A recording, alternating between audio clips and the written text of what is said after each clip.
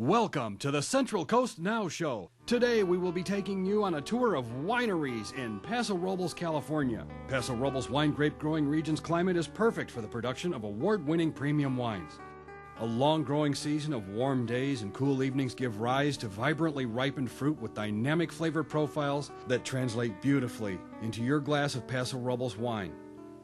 Traversing the landscape, you will find more than 26,000 vineyard acres producing more than 40 wine grape varieties, from Spanish to Italian, from Bordeaux to Rhone, including the area's heritage variety, Zinfandel. The styles of wine are diverse in this very distinct region. I'm Amanda Richardson, and I'm with Central Coast Now, and we're here at the Sculpterra Winery and Sculpture Garden with Dr. Frankel. Welcome to our place.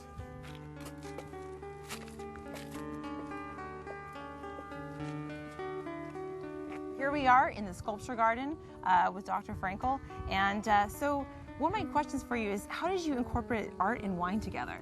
Well, I knew that art lovers loved wine and wine lovers loved art, and I always wanted to have a sculpture garden since I was 18 years old, actually. When I went to Europe as a student, I saw the beautiful sculptures in Europe and the sculpture garden, and I always felt that that would be great to have in the United States.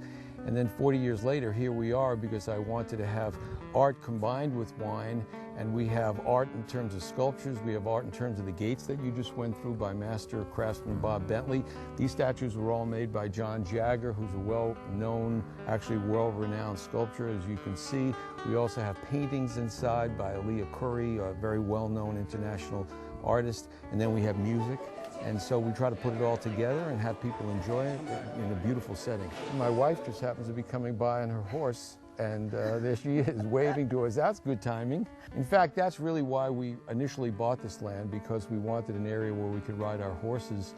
And then once you get involved with land, the land becomes part of you, and you want to do something, you want to grow something. We started growing pistachios, and then after growing pistachios, we started growing grapes. And this area has really become world-renowned for grapes, and we have wonderful, phenomenal grapes. And then the logical sequence of events from growing really high-quality grapes was to produce wine. And then what really was nice is my son was interested in it, who was brought up on the land, and he went to Cal Poly for viticulture and enology, very interested in growing grapes and making wine. He loves it here. The land kind of becomes part of your soul, and we kind of feel that our wine reflects that. There's an earthy quality to it. When you come here and you experience this area with this little valley and these hills around, people from the city can come out here and enjoy it, and they can relax and taste the wine, which is a product of the land. And there's nothing like actually growing something, and I think everybody deep down inside has a desire to grow something. Whether it be family or grapes or even art. Absolutely, absolutely. All right, well, what do you say we go inside and check out some great wines and your tasting room? That'd be wonderful. All right. Well, now we're in the tasting room, and I have one more question for you. Is how does a doctor, successful as you are, get into winemaking? Well, it's really interesting. There's a lot of doctors that are involved with wineries and vineyards. It's because taking care of vines and taking care of grapes is actually very similar to taking care of patients. The chemistry is the same, and you know, you have to be careful and not over-treat them, and you have to be able to know the diseases, and you have to be able to know their needs. And the other thing that I really like about our winery is that part of the proceeds from our winery goes to a group that I founded called His Healing Hands. And we're a group of local doctors and nurses and medical people that go all over the world to help needy people. And we've been to Indonesia after the tsunami. We were in Pakistan after an earthquake. We may be going to Japan after this current earthquake. And we try to help other people. And anybody can come with us. They can go on our website, hishealinghands.com, and we take a lot of people. I've taken my children. I've taken my son, Paul, who's a winemaker now. I've taken my daughter, who actually now is a USC resident, so she's a doctor as well. Yeah, and we try to tie it all together in our family business. Cheers. Cheers.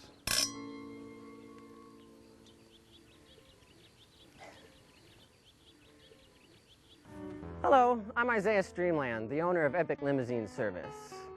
We specialize in wine tours, but we also cater to weddings, bachelor parties, bachelorette parties, proms, birthdays, corporate events, or any special occasion. We fully stock each limousine with a bottle of champagne, waters, sodas, and 2 decanters, one filled with vodka and the other with bourbon. Epic Limousine Service offers special rates for guests of any local hotel or bed and breakfast.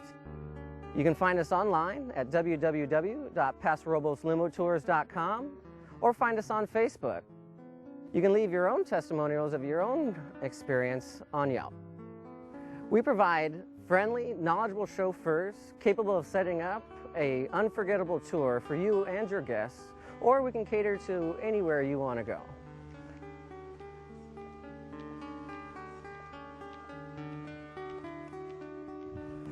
So, being that you guys really like the wine here, I have plenty of great suggestions along the way.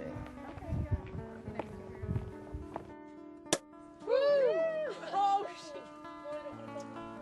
Right? Oh God, oh God. Cheers to a Paso wine tasting. Call Epic Limousine Service, your local limousine expert, for your next wine tour or special event.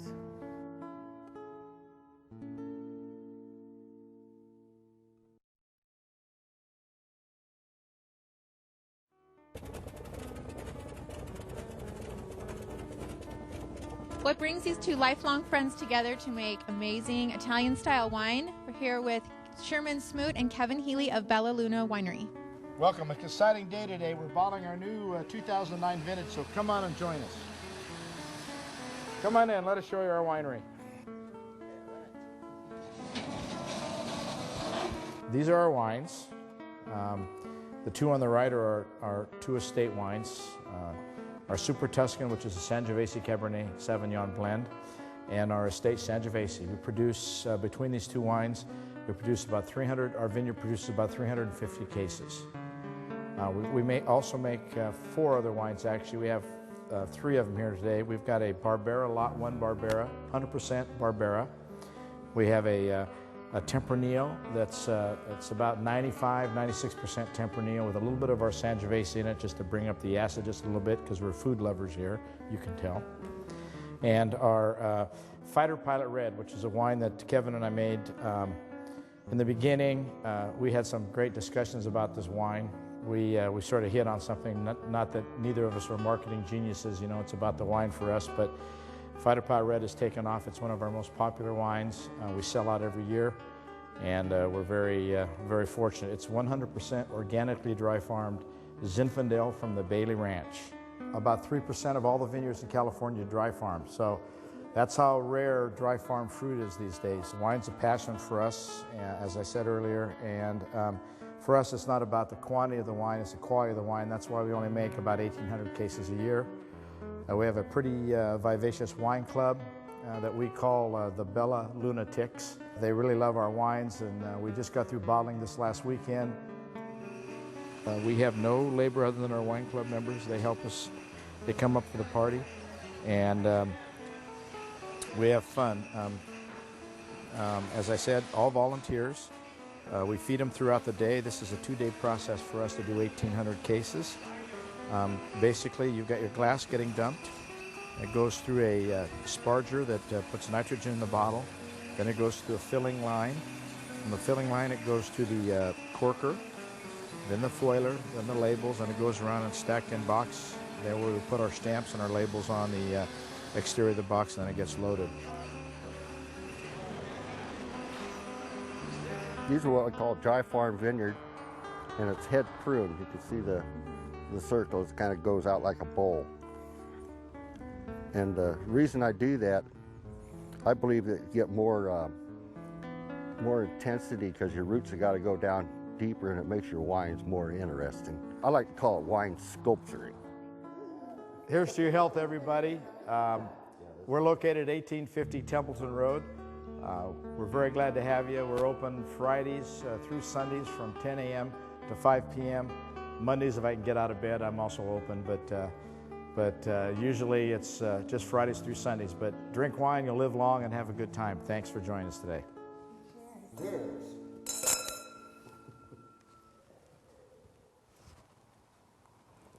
I'm Amanda Richardson, and I'm here with Central Coast Now with Jim Jacobson, and we're here at Doce Robles Winery.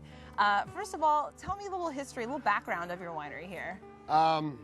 We've been here about 14 years and moved over here from the Central Valley. I've grown up farming grapes, and so I decided to move over here because we used to do raisins and wine grapes, table grapes, cannery grapes, but you know, you can only have so much fun with a raisin. This is the best end product when it comes to a grape. And it started all off when there was a train wreck in back of my place, and there were 70,000 bottles of wine in that train wreck. And I volunteered for the night cleanup crew, and by George, it got me hooked on wine again. My old man used to love wine. I thought it was square to like what your old man liked, you know? So anyway, that's how we got over here. That's a great story. I love it. That's a true story, Unique. too. Yeah. All right. Tell me about your vineyard and your vines back here. Well, we have Merlot, Cabernet Sauvignon, Syrah, Zinfandel, and Barbera.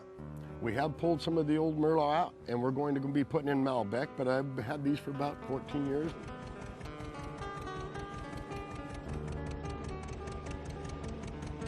Amanda, hi. Jim. Welcome back. One hard day, but it makes it easy this way. How do you do it? I'm tilling the soil right now so I don't have to, and fluffing it up so it preserves the moisture in the soil.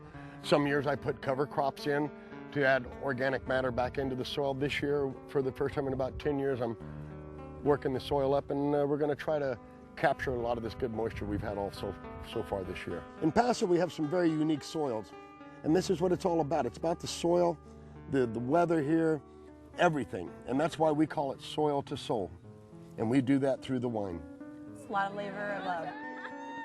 And actually, I think these girls are filling it over here. Let's go check it out. They got a little bit of soul going in them right now. All right. Cheers, ladies. Yes.